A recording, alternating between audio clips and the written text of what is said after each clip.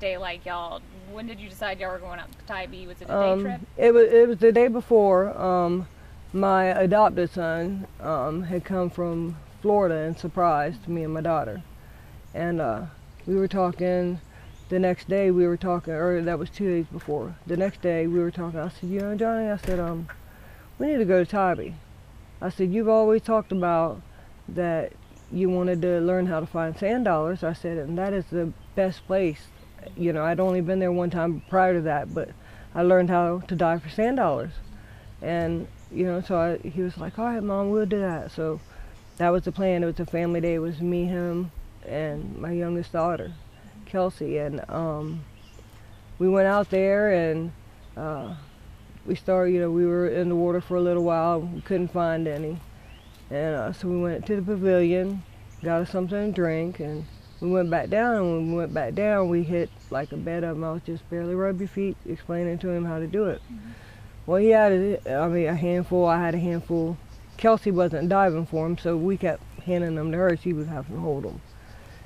And I started feeling what they call an aura. You know, just knowing something isn't quite right. And my daughter, who was probably as far as from you to I,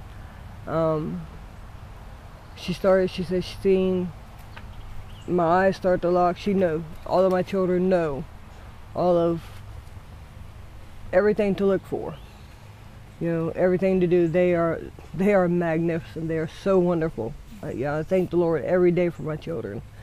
And she hollered, she said, oh my gosh, she said, Mom's starting to have a seizure. And she hollered, Johnny boy. And Johnny was on the other side of her, about the same distance. And when they got to me, I had went under the water already. I was seasoned underwater. And from what I understand, Johnny boy had, you know, got my head up from out of the water, and we were up. I was about chest deep. That's how far we were out. Well, when you're trying to pull a person that's not only dead weight, but seasoned, and trying to keep their head from going underwater, you know, he had a hard time. While my daughter hurried up and went up there and got the lifeguards, you know, and and this is just what I've been told, because I don't remember it, but I've been told it so many times that I'm sure this is, you know, what happened. And they had put me on the, I don't know what they call it,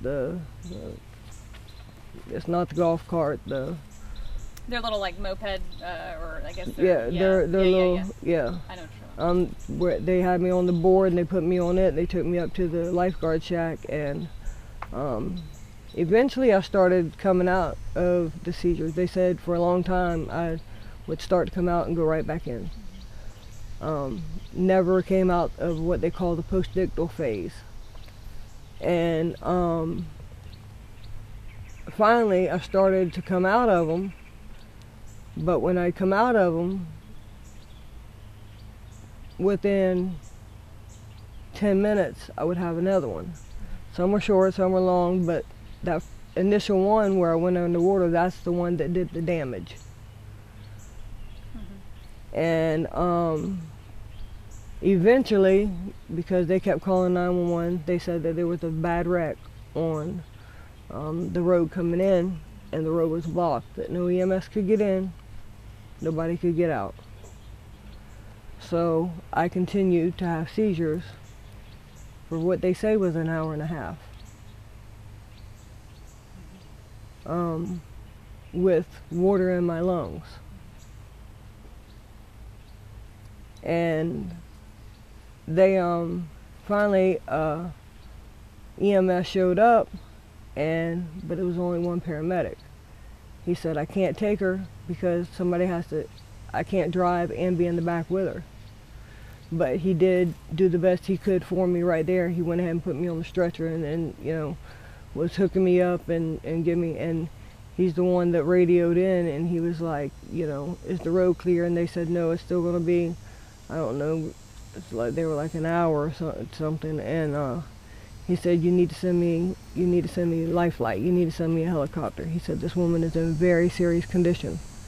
She's already been here this long without any medical treatment, you know. And I don't know, I vaguely remember them putting me back on that buggy thing. And I remember hearing all of them, and I could just hear my daughter. And well, I'd hear Johnny Boy hollering, "I love you, Ma, I love you, Ma," because they kept telling them they had to stay back at the shack. They couldn't go out there because they cleared the end of the beach or something. And I just kept hearing Kelsey say, "I love you, Mom. You hang in there. You don't leave me." Because of her losing her father in 2008, I was all that she has. You know, and I think the fact that Highway 80 not being big enough, you know, I mean, that could have been a little child. There could have been a shark that came and attacked somebody. It could have been so much worse. As bad as mine was, I could have died. I was on a ventilator. They put me on life support when I got to the hospital. By the grace of God, I was only on it for 1 day. But they had to get all the water out of my lungs before, you know, it circulated through, because the time limit that it had taken to get me to the hospital. So what was going through your mind when you finally heard all these stories and heard kind of when your children, you know, kind of walked you through that day and then found out that you had to be life flighted? You know, because I have a lot of health problems, a cancer survivor, but the treatments for the cancer has caused a lot of problems. I have to take 13 pills in the morning, and that's just to keep me alive. And the fact that I could have gotten help very quickly if that road would have just been a little wider. Granted, there's always a possibility that there would be a larger wreck. We all know that. We know that things happen. But it's less likely. There would have been enough room for an EMS to get through there and get me to that hospital. You know, and all I could think about afterwards, because we were sitting on the porch, we were all talking about it, and I was crying because it finally dawned on me I really could have died. Because they don't put you in a helicopter because you got a broke toe. You know, it has to be something serious for them to put you in a helicopter. And I don't even remember them putting me in the helicopter. They had sedated me because my daughter hollered, she won't fly. So they sedated me before they ever put me in the helicopter. And whenever I woke up in ICU, but on a ventilator. But after we were talking about it, you know, I just happened to look over here, and I made a memorial for my grandbaby that passed away, and my husband that passed away, and my best friend that passed away. And I started crying, and I said, you know, I could have been the next angel on there. And then I started getting angry because I realized there's a lot of money that is made. I don't know whose responsibility it is, but there's a lot of money made on Tybee Island. A lot of money. Savannah, I mean, you got River Street, there's plenty of money for them to do an expansion. Well, let's talk about money. You know, there's a big difference between getting a ride in an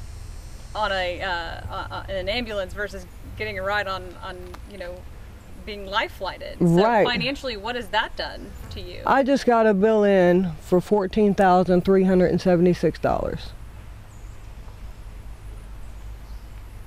Yeah. What was going through your mind when you saw that bill? I cried. I just cried, and I said, you know,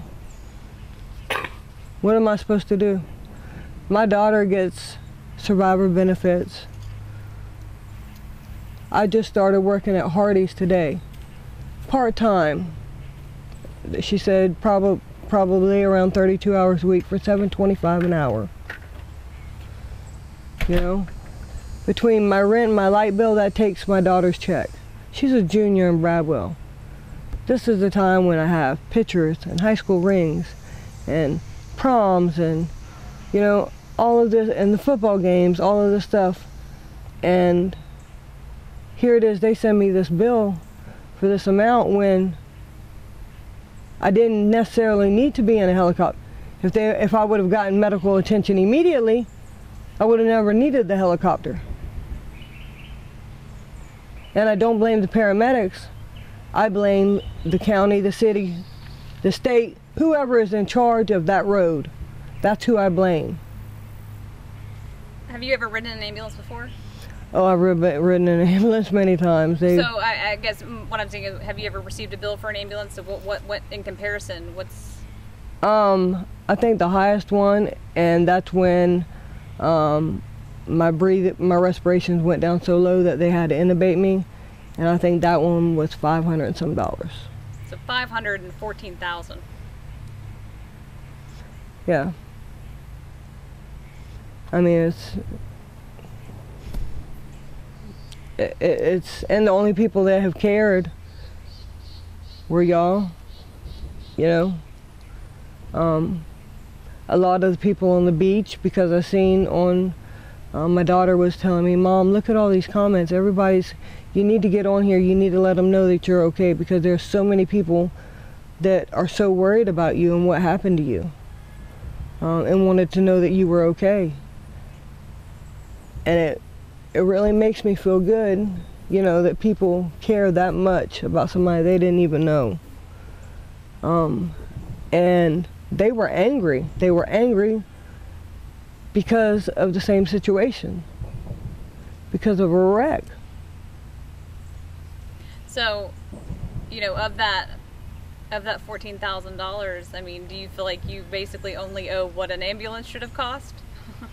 Yeah, that's the way I feel, because it was unnecessary, and I mean, it became necessary, but that's because I was there for an hour and a half, 2 hours, you know?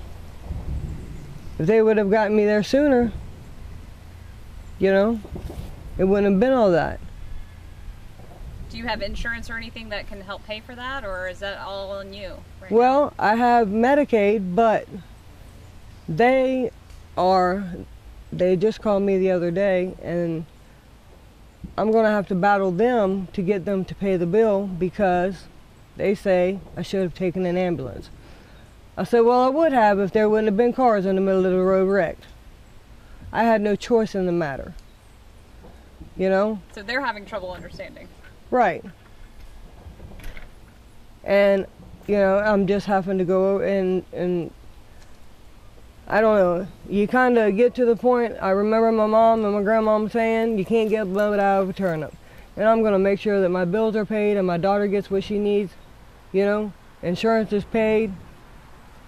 My house is, you know, we get the things we need. And if I don't have any money after that, then they don't happen to get any money. You're going to pay what you can. They might get 5 cents, you know. There's nothing I can do unless they lower that bill, you know, and it takes me longer. I mean, I've got so many health problems. I'm fixing to get checked again. I missed my appointment because of Irma, because we had to evacuate. They're checking me for colon cancer. And if I was to give them $100 a month, chances are I'm probably not even going to live long enough to pay it off. So what are they saying right now? I mean, so how did you leave it with Medicaid? So what'd you say to them? I just told them, I was like, you know, I don't know, I don't understand. I said in the beginning, I would have just needed the EMS. I said, but there was a severe wreck from what I understand. It was blocking the roads. No EMS could get in, no EMS could get out. I said, and I was there for over an hour and a half.